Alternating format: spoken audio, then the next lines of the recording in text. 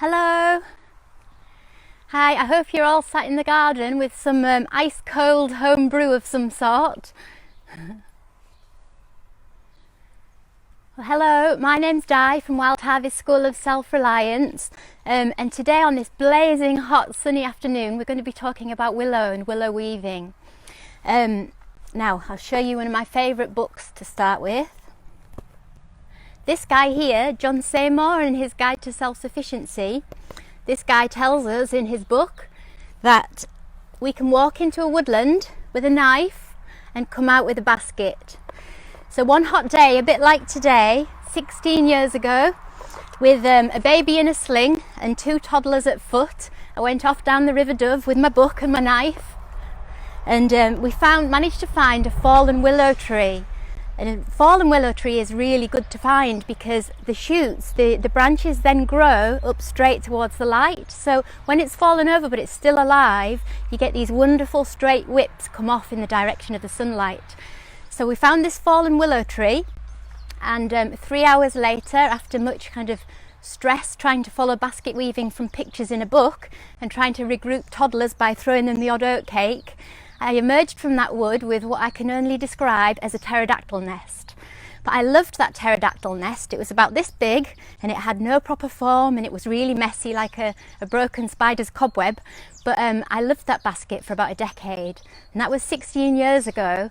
And since then I've learned the subtleties of working with willow, how she is willing to bend when you work properly with it, but equally how she can just snap at the slightest thing. So I'd like to share with you today some of my tips for firstly finding willow in the wild and harvesting it and processing it, then growing your own willow free from the wild, and then we'll be looking at how to process it, so how to soak and mellow it, and then we'll have a look at some of the things that you can weave with willow and the different types of willow. So to start with, I've actually got a long row of willow down there. It's about 15-20 metres long, although the sheep have eaten the end bit. Sheep love willow if you're trying to grow it at home. So what you can do is go to the wild, find any kind of willow tree, and just cut a branch. Just cut one branch and bring it home, and you poke it into the ground about 6 inches to about a foot. That's all you need to do. You don't even need to dig or prepare the ground. Poke it into the ground. What I try to do is, if you've got a metal like an auger, try to pre-make the hole first so that you don't damage the end of the willow, and then if you cut the butt end of the willow to a point, it goes into the earth easier. So make sure your ground is an area where it gets a little bit of moisture, because willow doesn't really do very well in really dry, but it'll grow in clay, it'll grow in just about everywhere except really dry areas of your garden. So just push it into the ground 6 inches to 12 inches and mulch well around it, which means cover the area around where it's growing out of the ground with either some cardboard or some straw to prevent weed competition. And within 2 or 3 years, you'll start getting branches off your single branch. Now I used to just get whips that were about 5 feet, but now I just go to the canal and I take a whole branch, and you get instant willow then, rather than having to wait 2 or 3 years. So yeah, so you can go big with your willow harvesting. So if you are growing it at home, or if you're collecting it from the wild, John said just cut it and emerge with a basket. Wasn't quite true. Because if you try to weave with willow that you just cut straight off your own tree in your garden or from the wild, if you weave anything with it, whether it's a basket or a fence, it's got moisture in it, it's got the sap in it. So what will happen is, as it dries out, it'll go all bendy. So I've tried this theory and I've woven a very neat basket with green willow, that's what you call it when it's cut straight off the tree, green willow, and literally the next day the basket had warped so much that it was totally out of shape. So what you have to do if you're getting it from the wild, or if you're growing your own and you're cutting it, is you have to cut it, bring it home, and you can just stick it under a hedge so that it does all the pre-shrinking first before you weave with it. So you can probably just leave it under a hedge for about 3 weeks, and then when you're ready to weave with it again, because it's dried out, it sounds paradoxical, you then need to re-soak it. But we'll look at the re-soaking, we'll look at soaking when at the end, when we've also looked at shop-bought willow. So you can get it from the wild, you can bring some home and grow it in your own garden, and then finally you can buy it online. which was absolutely fine to do, because most of the willow you get online does actually come from Somerset, because Somerset is still a main willow growing area in our country. I get my willow from Somerset Willow, so I know that it's English sourced. Incidentally, if you're out walking and you want to try weaving with something, anything really that you can wrap around your wrist once without snapping, you can weave with. So it doesn't have to be willow. I was taught years ago, after my pterodactyl nest, I decided to have some lessons, and the lady started teaching me on cane. I don't know if anyone's done that at school. Cane is very pale, it comes in long lengths, all uniform in thickness. But the thing is, I quickly asked her, I said, what is cane? Where does it come from? And she said it's a tropical palm. So I said, well, why don't we just have something that we can grow in England? So I've never ever used cane again, because it's a tropical import, and we're a willow growing nation. But if you go into the woods, anything you can wrap around your wrist once without snapping, so that's things like you've got your dogwoods, red and green dogwood, very thin hazel or ash, even bramble. If you wanted to weave with bramble, you could. To get the spikes off, you would get a square piece of metal, drill it with lots of holes, and then just kind of scrape it along the length of the bramble to pull all of the spikes off. And then you can weave with bramble. So the principle is the same. Let it all dry out, whatever it is that you've harvested, let it all dry out and then soak it. So if you're buying it online, you can buy English willow, so don't feel guilty about that if you can't manage to grow your own or collect it. It's always better to be doing something. So the types of willow you can get then. When you look online, we've already mentioned that willow, when you cut it yourself, is called green willow. That's living willow. If you stick it in the ground, it'll still grow. That's what we call green willow. Now, the other kinds of willow that you can get, willow that's dried out, but then with the bark on, if you can see the texture of that, this is called brown willow. This is willow with the bark on. So if you're buying it online and you see brown willow, that's willow with the bark on. But then you can also buy online buff willow. Those baskets behind me, I don't know if you can see, they're made from buff willow. So that's the difference. So the difference is that buff willow it's called buff because it's basically in the buff, it's naked, it's had its bark stripped off, whereas the brown willow has got the bark on. So the difference in weaving between these two types is that willow with the bark on is tougher on your hands to weave. You need quite strong hands to weave brown willow with the bark on. So I try to, on my day courses, I get everybody to weave with buff willow just for beginners courses, because it's much easier on the hands. The other difference, if you're buying willow online, between brown and buff is that the soaking times and mellowing times. So these would come bone dry, and they last for absolutely years. You could buy a big bolt and keep it in your garage for 5 years if you wanted. They don't go off unless you've soaked them, and you can soak them a maximum of about twice, two or three times before they kind of give up. So the soaking times for buff willow and brown willow are very different. What you need to do to prepare your willow so that it becomes bendy again to weave, you have to soak it in either your bathtub, or I've got a garden pond. My kids were so pleased when I got a garden pond, because they were growing up with willow in the bath, and every time anybody wanted a bath they have to get all this willow out. So if you have got a pond, that's fantastic. Or if you're near a river, you can tie your bolt in the river and then tie it to a tree. The other thing you can do is, if you've got a garden butt for soaking willow, you can put it in upright and then put a wet towel over the bit that's sticking out to kind of try and weigh it down under the water, and then turn the bolt over so the other end gets wet. So there, how you can soak it. Now the buff willow needs a lot less soaking time than the brown willow. Buff willow, that's 4 foot long. So I would soak this for about an hour and a half, 2 hours. So literally a matter of hours you'd soak this for.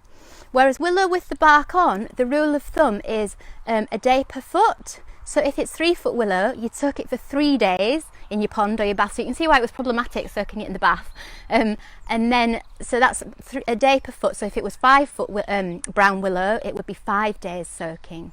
But that's not the end of the story, because it's still not ready to weave with. What happens is the water just kind of stays on the surface then. So what you need to do is you need to get the water to penetrate right to the inner fibre of the willow in order to be able to weave with it. So how you do that is you what's called mellow it. I don't know if you noticed, but I got these out of wet towels here. So after you've soaked your willow, After you've soaked your willow, you wrap it in a wet towel, and you do that for exactly the same amount of time that you've soaked it. So if you soaked it for an hour, hour and a half, then you would mellow it for an hour, hour and a half. If it was brown willow and you'd soaked it for 3 days, you'd mellow it for 3 days. You have to make sure that the towel stays dry. Obviously on a day like today it would dry out. Towel stays wet, sorry, because on a day like today it would dry out. And what that does is it just pushes the water further into the fibre of the willow to make it bendy right from within. So once you've done that, you're able to weave it, okay? So we've got green willow, buff willow, brown willow. There's one other actually that I didn't mention. Can you see this planter here? I've got planters like this all around the farm. This is white willow. White willow is really nice, but it kind of distresses quite quickly. Some of the traditional oval laundry baskets, they're made from white willow. So as you can see, this is nice and bendy now. So what kind of things can we make with willow? I don't know if any of you have already done any willow weaving, have you? You can add it to the comments where you are on your journey, if anyone's made any willow items. I personally am not big into garden sculptures because I'm a pragmatist. I teach self-reliance, so I like willow things that are actually usable. So I tend to teach baskets, garden planters and fences. Oh, and I've made willow fish traps before. Well, actually I'm not allowed to call it that because that's illegal. I've made willow crayfish traps before. So, I'll talk you first through weaving a willow fence. These are all in my book, by the way. Now, can you see that behind me? You can, can't you? Turn it around a little bit.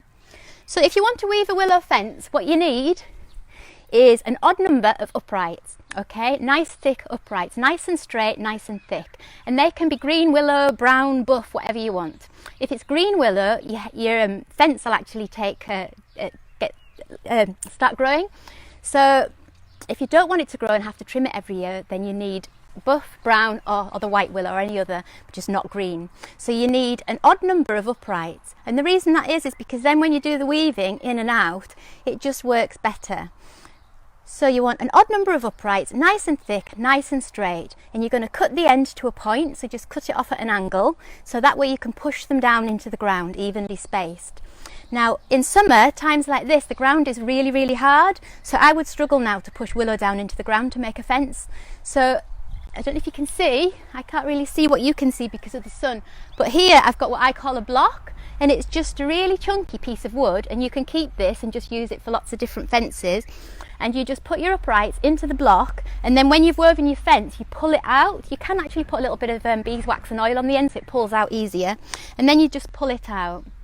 Now once you've got your odd number of uprights, I've got 9 there, you take 10 fat weavers. And the reason I say 10 fat weavers is because the bottom part of your fence wants to be really nice and solid. Obviously it might get kicked, it's holding up the rest of the fence, it wants to be nice and solid. So you're going to start by getting 10 fat weavers, but those weavers must not be thicker than the uprights. So for example, if you've got an upright this thick and then you're trying to weave an even thicker weaver around it, it's going to pull it and distort it. Okay, so there's not quite 10 on here, I've done 8 for you. I can't see what you can see. It's so sunny. Can you see that? So after you've done your 10 uprights, you take a handful of weavers. My most favourite thing to do in the garden is weaving willow. You can get totally absorbed, and if you're weaving baskets for people, it's like you can weave your thoughts for them into the basket. So I'm going to use some buff willow. And what we're going to do is just take 5, and we're going to put handfuls at a time. We'll do another session on this, like a full session weaving a fence, so that you can sit with me and buy some willow in advance. And you start from one end, all the butt ends, that's the thick ends there, they all stay together at one end, and the tips there, that's the thin end, at the other side. Okay, so you keep them in the same direction. Interestingly, the anatomy of willow rods, these are called rods, not sticks. If you notice, there's a natural curve. So when you come to weaving with willow, this natural curve, the inner curve is known as the belly, and the outer curve is the back. So you've got the butt, the tip, the belly and the back. So when you come to weaving with willow, it's much easier to work with her by using that natural curve. A lot of people, especially people who sew, will try and sew with willow and they'll grab that end and they'll try and go like that, which of course that snaps there. So it's best to kind of work with that natural curve. So you're just going to keep the butts at one end.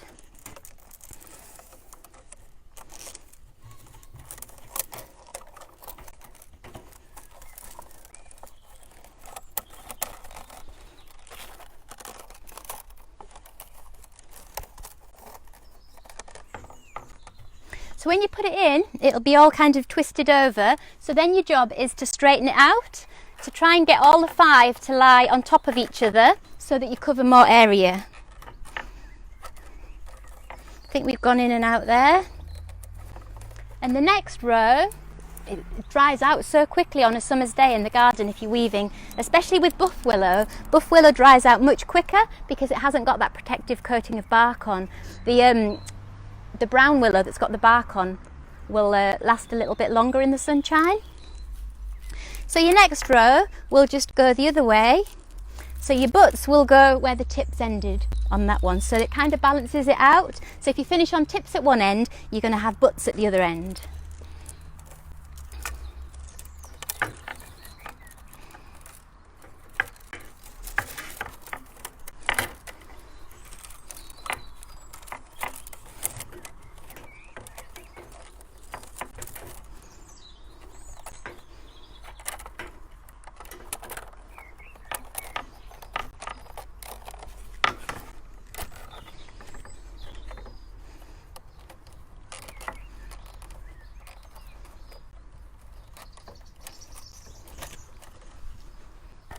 And the more rows you put on, the more you press it down. So you have to make sure that you don't have gaps between your rows. So every now and again, go along and push each row down. So I'll just do one more to show the idea. But basically, for a fence, it's an odd number of uprights, then a good chunky 10 individually woven, and then handfuls of 5 in and out. We've got one more.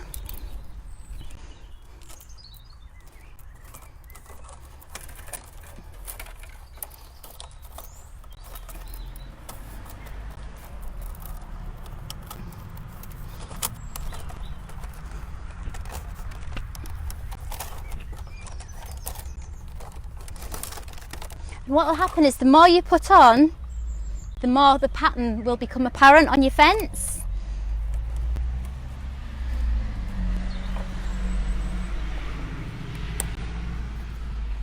And then when you've gone all the way up, you just trim it with some secateurs, which are,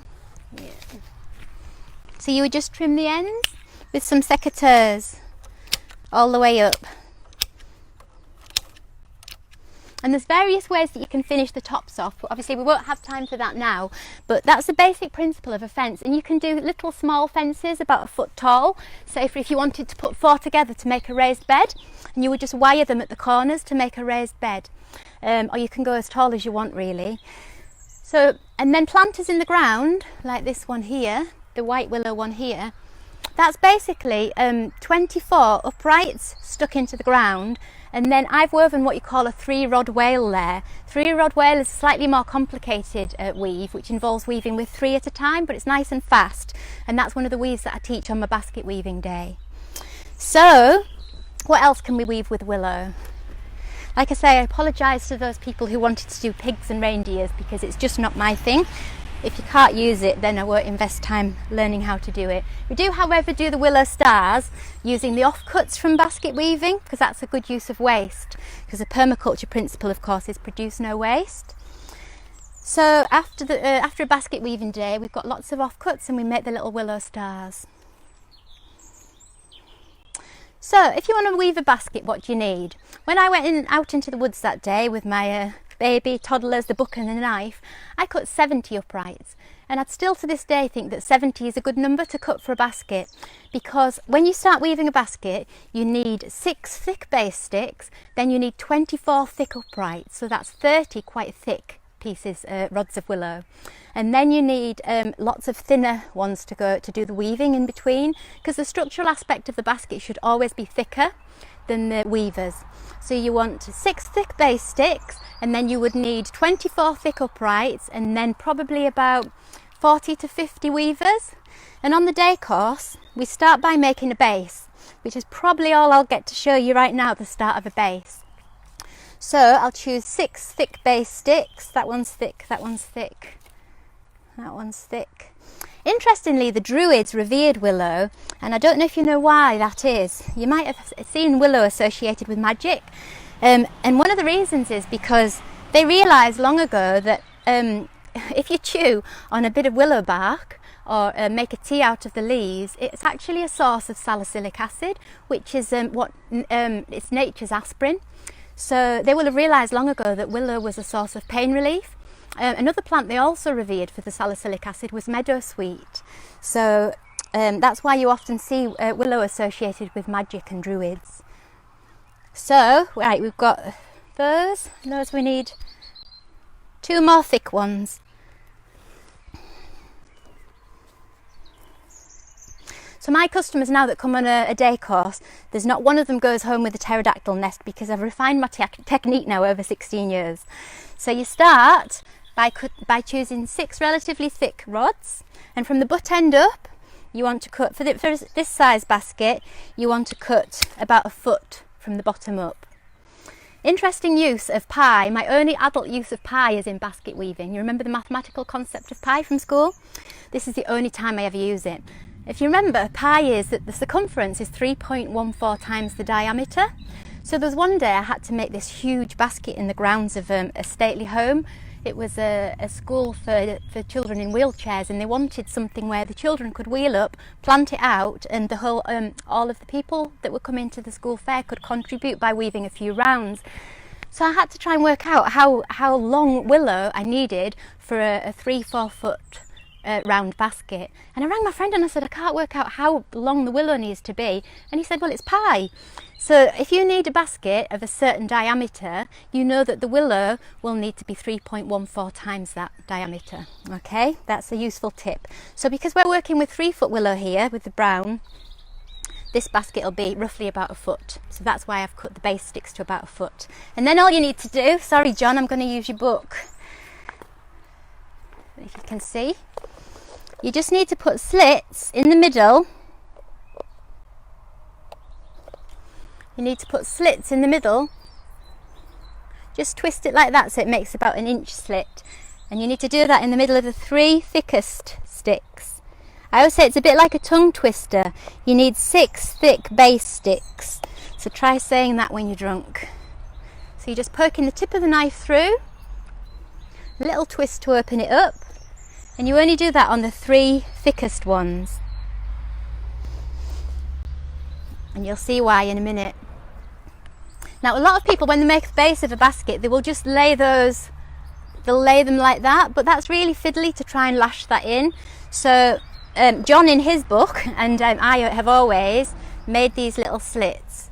So all you need to do now is you feed the 3 other rods through.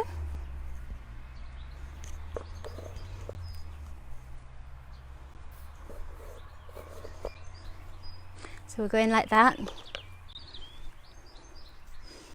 After you've been on a basket weaving course, you never look at baskets in the same way again, because you can actually understand the construction of them. Basket weaving really is a cradle to grave craft. We've been doing it for tens of thousands of years, and we use baskets for carrying babies, carrying stuff throughout the life course, and then of course these days you can actually weave a willow coffin. I always think that would be a really sombre course, 5 days weaving your own coffin. And then what do you do with it in the meantime?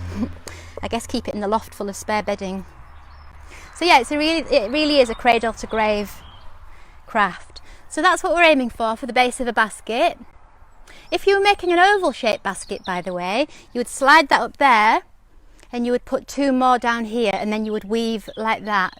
So it would become an oval. So you'd have a set going across there and a set going across here, and that would make an oval base. But because we're making a round basket, it wants to be in the middle.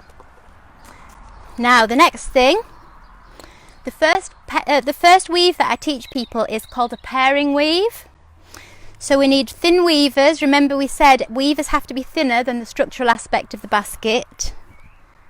So we'll try and find 2 thin ones, roughly the same length. That'll do.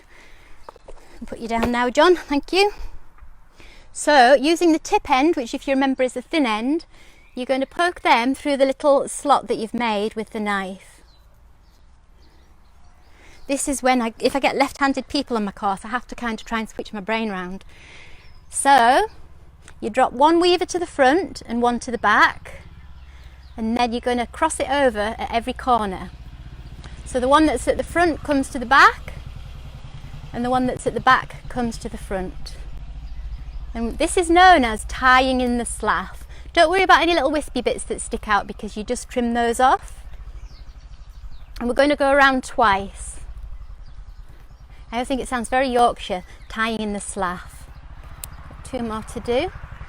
So when you go to a charity shop or a boot sale and start looking at baskets, one of the first things you can see in the middle is that, I don't know if you can see the baskets behind me as well, they've got that little square in the middle. Now what you need to do is to use your fingernail and kink out those outer spokes, because ultimately we're wanting a round basket, so we need to kind of bend these so they come out like the spokes of a bicycle, and then we're going to weave in and out of each individual one. Right, so that's all quite bendy. So now we're just going to start weaving in and out of each individual one, and this is known as a pairing weave because we're just working with 2 and we're just going over under over under. I think I'll do it that way and then you can see. So you're doing 2 things at this point. You're weaving and you're trying to keep the spokes open and keep them kind of equidistant.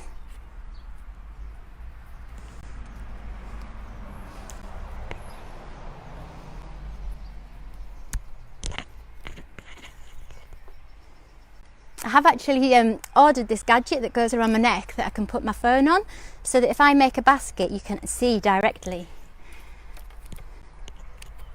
Right, we're away.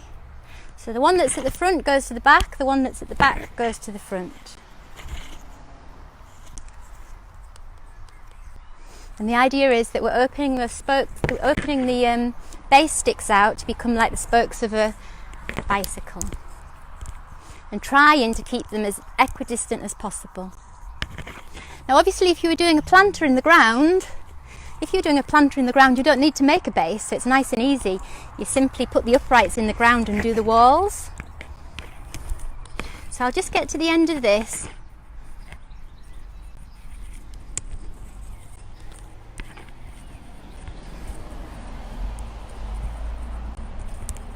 Now say I didn't want to use the rest of this willow, what I can do is I can spread it out in the sun and let it dry back out again, and then I can re-soak it and re-mellow it, but really you can only do that about another once or twice, and then it gives up and it just cracks.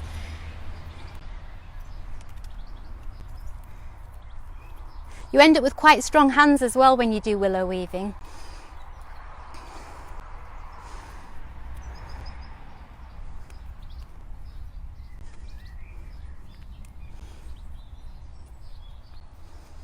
So doing the base lulls people into a nice sense of, false sense of security that, oh yeah, this willow weaving's easy, I just go over and under and over and under. And then when we do the walls on the afternoon, because they take a break for lunch, and then they come back and do the walls of the basket and have to learn a different weave altogether called 3-rod wale. And we finish the border off, we finish the basket off with a really lovely border at Wild Harvest called a 3-rod wale border. 3-rod wale border is actually quite fancy. Most basket weaving courses, they just finish with what you call a track border, and I always think that looks really childlike, and it kind of, you spend all day weaving a basket and then put a crap border on it, it just detracts. So I work my customers really hard, and I'll show you the border in a minute, but it's called a 3-rod wale border. Now you see, I don't know if you can see, if we were making a log basket, you know how we put 3 through 3 sticks? But what would happen if this was a basket with a big base? By the time these spokes, if you like, got right out here, they would be very far apart. So if this was going to be a log basket, this would be a weak point where the walls join onto the base, because the spokes would be so far apart. So if you were making a bigger basket that needed to carry something heavy, you would put maybe you would put more sticks through, so that when the spokes opened out, they weren't quite as far apart from each other at the basket, at the edge of the basket, so they would be able to carry logs. Right, I'll show you the 3-rod whale border. Put that down. Right. So this basket is about 12 years old, I think. It's got mould and everything on it, but can you see the border? This is known as a 3-rod whale border, and that's what my customers do in one day. So, like I say, I do work them hard. So the other thing that I'd said I'd made was a fish trap, which basically you start off like a basket, but then you just bring these uprights these would be very long, and you kind of bring it together and you make it like an urn shape, and then you just weave a cone to go into the top of that kind of urn shape and weigh it down. But yes, so technically they're illegal, so that's just in a survival situation. But yeah, once you learn to weave with willow, you can weave just about anything. So, but please, if you want to learn to weave with willow, give me a call. Try and avoid doing reindeers and pigs, because they're a limited functionality. Try and make something useful, even if it's a coffin. But yeah, any questions in the comments below. Ask anything about willow, or if you want to share your journey, what you've made so far. Oh God, people are going to be scared to say they've made a reindeer now, aren't they? Share where you are on your journey, and where you'd like to go next, and we'll see what we can do.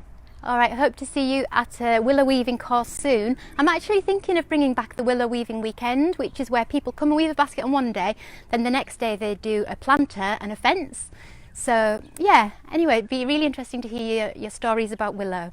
And so highly recommend John Seymour, but there's nothing beats actual hands-on tuition, because learning from pictures in a book is very, very difficult. So anyway, enjoy weaving some willow magic, and I'll see you next week for the final one, which is natural tooth care. All right, thank you, bye.